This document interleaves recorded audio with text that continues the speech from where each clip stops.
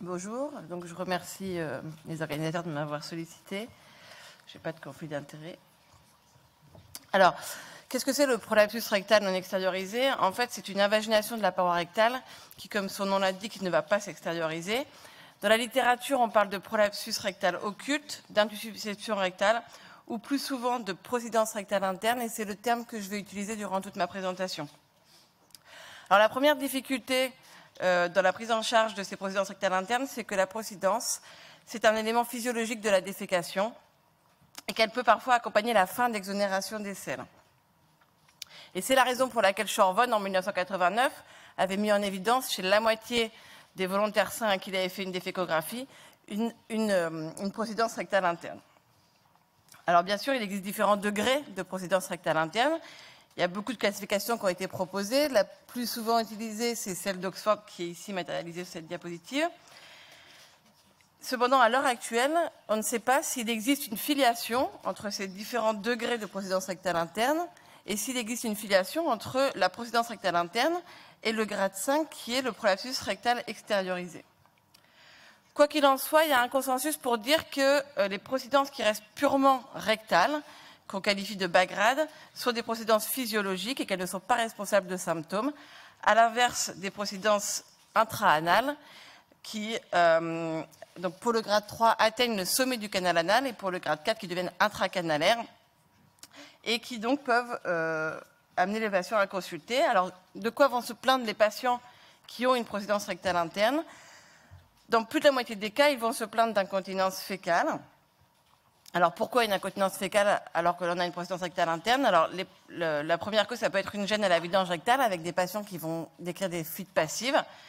Mais le prolapsus en lui-même va entraîner en fait des lésions au niveau de l'appareil sphinctérien. Il va venir solliciter en permanence la zone sensible de discrimination et donc les patients peuvent présenter des fuites actives. Et puis, on peut avoir un certain degré de neuropathie d'étirement qui accompagne la procidence rectale interne. Alors, ce qu'ont montré les études également, c'est que l'importance de l'incontinence anale est corrélée à l'importance de la procidence rectale interne.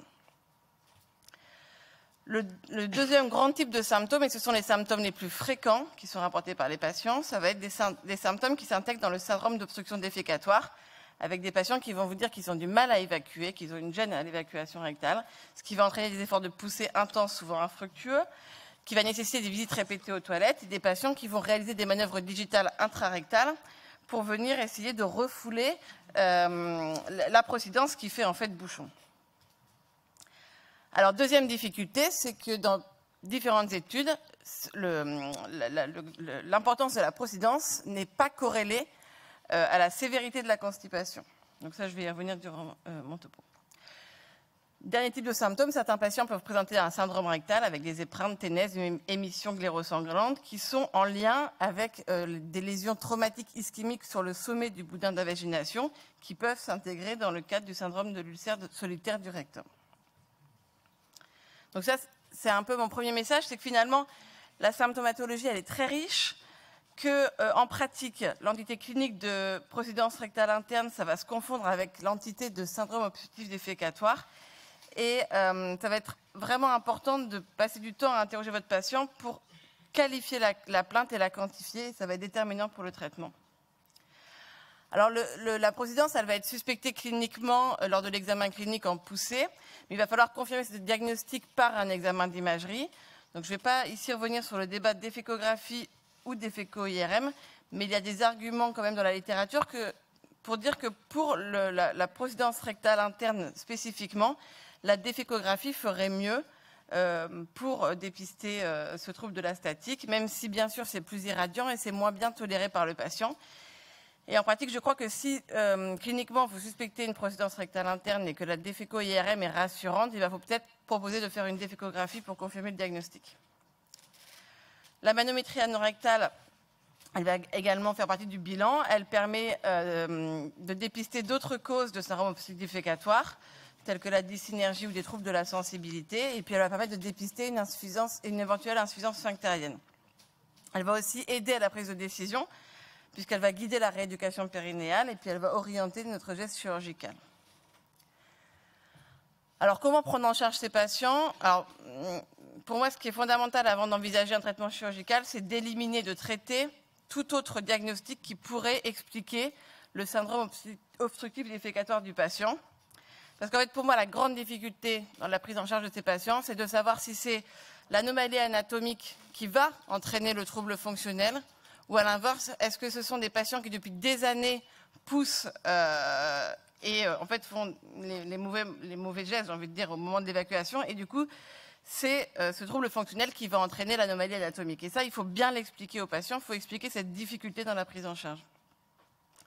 Alors, je vous ai mis ici cette étude de Boston qui était intéressante, puisqu'ils ont analysé en fait la défécographie, la manométrie et les scores de constipation de 317 patients qui leur avaient été adressés pour un syndrome obstructif défécatoire. Et ils ont pu faire 3 groupes de patients, des patients qui n'avaient pas de procidence, des patients qui avaient une procidence de bas grade et des patients qui avaient des procidences de haut grade. Et là encore, ce qu'ils ont montré, c'est qu'il n'y avait pas de différence dans la gravité de la constipation entre ces 3 groupes. Ils ont mis en évidence un taux très important de dyssynergie et un syndrome de l'intestin irritable chez presque un tiers des patients. Et donc, là encore, c'est vraiment fondamental de dépister ces troubles avant de proposer les patients aux chirurgiens et donc de proposer un traitement systématique de la constipation terminale. Dans ce cas, la rééducation anopérinéale a toute sa place, notamment s'il y a une dyssynergie anorectale, mais probablement pas que, parce que vous voyez ici cette étude de la Cleveland qui avait été publiée en 2006, 34 patients qui avaient une procidence rectale interne de haut grade, ils leur ont fait de la rééducation avec biofeedback, et chez ces patients, ils ont pu résoudre le problème, enfin guérir les patients dans un tiers des cas. Et ils ont également montré que lorsque la durée d'évolution des symptômes était inférieure à 9 ans, il y avait un taux de succès bien plus important dans 78% des cas. Là, c'est une étude australienne plus récente qui, elle, n'a étudié que la rééducation anopérinéale sans biofeedback. Et donc, vous voyez, 61 patients avec une procidence rectale interne. Ils ont fait 2 groupes, ceux qui avaient une procidence de bas grade et ceux qui avaient une procidence de haut grade. Ce qu'ils ont montré, c'est qu'ils amélioraient l'incontinence anale dans les 2 groupes, sans qu'il y ait de différence entre ces 2 groupes. De la même manière, ils amélioraient les scores de constipation distale. Voilà. Et donc, dans un premier temps, il faut, je pense, pas hésiter à proposer de la rééducation, d'autant qu'on a, je ne sais pas comment ça se passe dans les autres centres, mais moi j'ai des délais pour opérer les patients qui s'allongent, et donc du coup, je profite de ce délai pour toujours proposer un peu de rééducation anopérinéale à mes patients. Alors, si on décide de la chirurgie, si on est en échec de tout ce traitement conservateur, il y a 2 possibilités. D'une part, le traitement par rectopexie antérieure et d'autre part, le traitement par voie basse, le STAR. Alors, la rectopexie antérieure, c'est exactement la même rectopexie que celle que l'on réalise pour le prolapsus rectal extériorisé. L'idée, c'est de corriger l'intussusception rectale par suspension.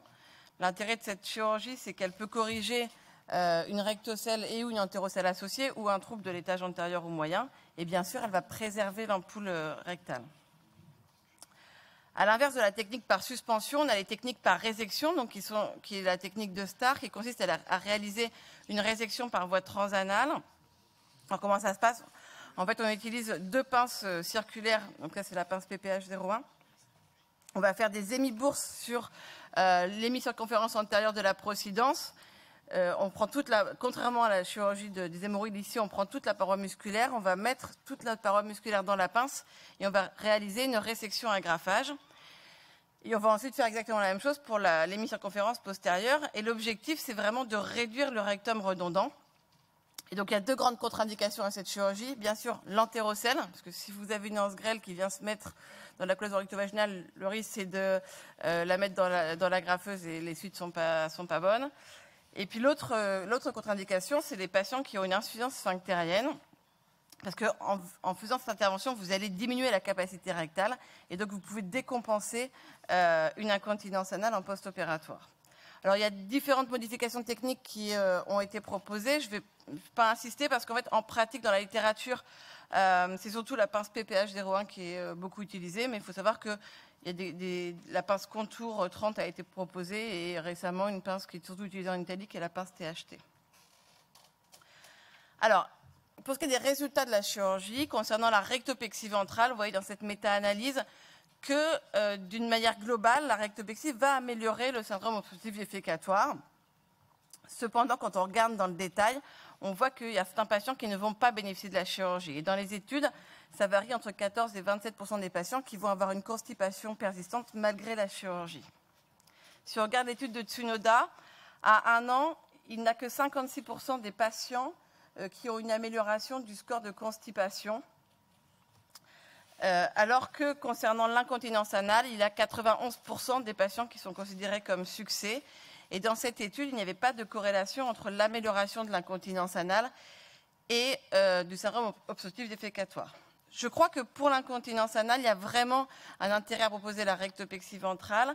En tout cas, avant de proposer un autre traitement de l'incontinence anale, le dogme Noirmont, c'est qu'il faut rétablir l'anatomie avant de proposer une neurostimulation qui risque sinon d'être un échec. C'était ce qui avait été montré dans cette étude. 106 patients qui avaient eu un test de neurostimulation des racines sacrées. Ils ont comparé dans ce groupe 70 patients qui n'avaient pas de procidence et 36 patients qui avaient une procidence de haut grade. Ce qu'ils ont montré, c'est que le nombre de tests positifs était significativement plus faible quand il y avait une procidence. Et à 1 an, il n'y avait aucun bénéfice chez les patients qui avaient eu le boîtier de neurostimulation s'ils avaient une procidence de haut grade. Concernant le STAR, là aussi, le STAR va améliorer le syndrome obstructif défécatoire. Je vous ai mis ici la plus grosse série publiée à ce jour, 450 patients. Vous voyez qu'à 1 an, on a une diminution très significative du score ODS qui persiste dans le temps, mais on voit quand même qu'il y a une petite dégradation des résultats. Et puis le gros problème de cette intervention, c'est qu'elle peut causer des urgences défécatoires.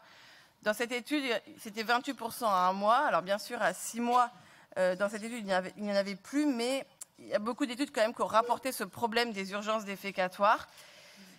Également des patients qui peuvent présenter des douleurs qui vont être difficiles à traiter, et puis des cas plus graves en post-opératoire immédiat de fistule anastomotique ou de fistule recto-vaginale, ce qui en fait limite un petit peu la diffusion de cette technique. On peut quand même noter que les principales complications ont été publiées au début de diffusion de la technique et que probablement au départ il y a eu un problème au niveau des indications et puis une certaine courbe d'apprentissage.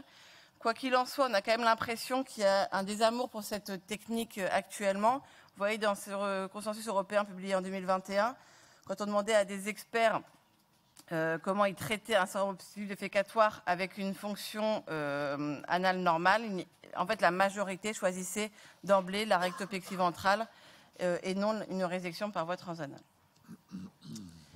Alors, on a un essai randomisé qui a comparé ces deux techniques. C'était un essai randomisé chez le sujet âgé. Ce qu'on voit, c'est qu'en post-opératoire immédiat, il n'y a pas de différence de morbidité.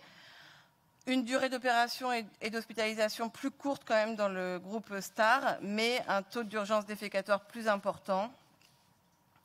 À 1 an, il y avait une différence significative dans les deux groupes pour le syndrome obstructif défécatoire, mais on note là encore que pour les patients qui avaient une rectopexie ventrale, il y a quand même 27% de patients qui ont des difficultés d'évacuation persistantes, 18% dans le groupe STAR, et ces patients ont été considérés en fait comme un échec de la technique.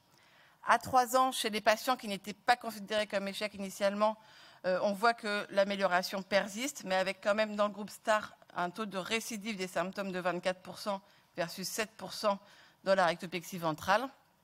Donc cette étude était plutôt en faveur de la rectopexie ventrale, mais quand on reprend tous les patients, en fait ce qu'on voit c'est qu'à 3 ans, dans le groupe STAR, il y a 62,5% des patients qui sont satisfaits versus 68% dans le groupe rectopexie ventrale. Donc pour conclure, les procidence rectale interne de bas grade, elles sont physiologiques et il faut privilégier le traitement conservateur. Pour ce qui est de la procidence rectale de haut grade, il peut y avoir une indication chirurgicale, mais il faut au préalable faire un bilan fonctionnel complet, être en échec du traitement conservateur. Cette chirurgie, elle est quand même conditionnée par l'intensité et la nature de la plainte. Il faut être honnête avec les patients et leur dire que oui, on va les opérer, oui, on va restaurer l'anatomie, mais on n'est pas sûr de corriger toute la plainte. Et donc là, c'est l'algorithme que je vous propose. Lorsque cliniquement on suspecte un prolapsus rectal interne, il faut le confirmer par une défécographie ou une déféco-IRM. Faire une manométrie anorectale qui va vous aider pour trouver soit une autre cause du syndrome obstructif, soit une dépistée une éventuelle insuffisance sphinctérienne. On va proposer dans un premier temps un traitement conservateur avec de la rééducation, notamment s'il y a une dysynergie. En cas d'échec, il faut proposer la chirurgie au patient.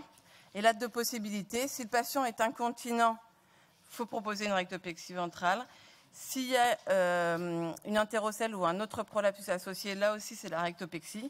Et puis, dans le cas particulier des patients qui sont purement symptomatiques sous la forme d'une dyschésie et sans lésion sphinctérienne, et bien là, peut se discuter l'intervention de STAR. Je vous remercie de votre attention. Merci beaucoup Valérie. On peut peut-être rester sur cette diapositive voilà, d'algorithme. Et puis Vincent.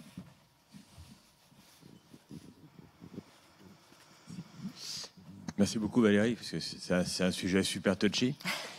Et c'est vrai que c'est des débats sans fin en RCP, avec cette incertitude sur le résultat fonctionnel. Juste, je voudrais profiter de ton expérience pour te poser une question d'un cas particulier que tu n'as pas évoqué, qui s'intègre dans ta présentation. Ce sont des patients qui ont un syndrome, qui ont un ulcère solitaire du rectum, avec parfois des lésions impressionnantes en endoscopie. Je ne parle pas, toi, de l'aspect un peu congestif, l'ulcère, avec des émissions glaireuses, du sang, voire des douleurs, mais sans prolapsus extériorisé. Ouais. Et dans cette situation, est-ce que tu fais... Moi, je fais la rectopexie, là. Tu fais la rectopexie. Et pour moi, c'est un vrai argument pour y aller, en fait. Mais peut-être à tort, hein, parce que parfois, la rectopexie, ça n'améliore pas. Je veux dire, c'est pas pour ça qu'on va guérir l'ulcère. Mais en tout cas, moi, j'ai rien d'autre à leur proposer, enfin, chirurgicalement. Donc, du coup, là... Mais pour moi, c'est presque plus facile d'y aller quand il y a un ulcère. Très bien. Alors, une autre question. Tout à fait d'accord avec vous sur la rareté des indications dans cette situation. Intéressé par votre message que finalement on corrigerait mieux l'incontinence que la dyschésie, mais j'ai une question vicieuse et chez les hommes. Parce que vous n'avez pas du tout différencié la femme qui a plusieurs facteurs de prolapsus de l'homme qui peut avoir ce trouble isolé. Non, mais ça, c'est une vraie question. Et en fait, je ne peux pas le différencier parce qu'il y a très peu d'études chez l'homme. Et même dans les études, en fait, le ratio, il est vraiment important. Enfin, en fait, il y a très peu d'hommes. Et c'est vrai que c'est pareil, c'est toujours des discussions parce qu'en fait, quand même, très souvent, il y a un problème fonctionnel. C'est rare que il n'y a pas un problème fonctionnel au départ, avec parfois des problèmes psychologiques qui n'ont pas été explorés. Et là, c'est très long. Et donc, il faut vraiment insister. Et enfin, moi, j'ai la chance de travailler avec Anne-Marie et Charlotte. Et en fait, je leur renvoie parce que souvent, elles arrivent à découvrir des trucs que moi, j'ai pas su faire verbaliser par le patient. Et c'est qu'une fois que tout ça s'est réglé, et c'est parfois un peu long, que pour moi, il faut discuter de ces patients-là. Mais après, c'est sûr que ce serait intéressant peut-être de colliger ces patients pour avoir des études avec des plus gros effectifs. Ouais.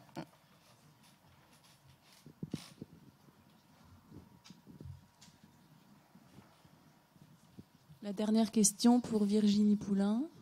Bonjour, merci beaucoup pour cette présentation. Je suis assez d'accord avec le fait que c'est un problème vraiment compliqué. Les patients sont envoyés par le gynéco ou par le physiothérapeute réadaptateur qui dit la solution c'est la chirurgie. Et en effet, je ne pense pas que la solution soit la chirurgie. Moi, je pense que le gros problème c'est la dysynergie et qu'on n'est pas encore très au point sur le traitement notamment physiothérapeutique, et aussi d'impliquer les patients à vraiment participer à cela. Et est-ce que dans ce cadre de la dysynergie, vous avez quelconque expérience de l'injection de Botox? Est-ce que j'ai quoi? Pardon, j'ai pas compris. Quelconque expérience dans l'injection de Botox? Parce que très très souvent, il y a quand même une hypercontractibilité de la sangle puborectale. Oui, alors moi, je n'ai aucune expérience de Botox parce que c'est pas moi qui le fais à Rouen. Donc non, je vais pas. Là, je suis désolée, je vais pas être de bons conseils. Merci beaucoup. Et on va passer à la toute dernière. Non, on applaudit quand même d'abord parce que c'était très bien.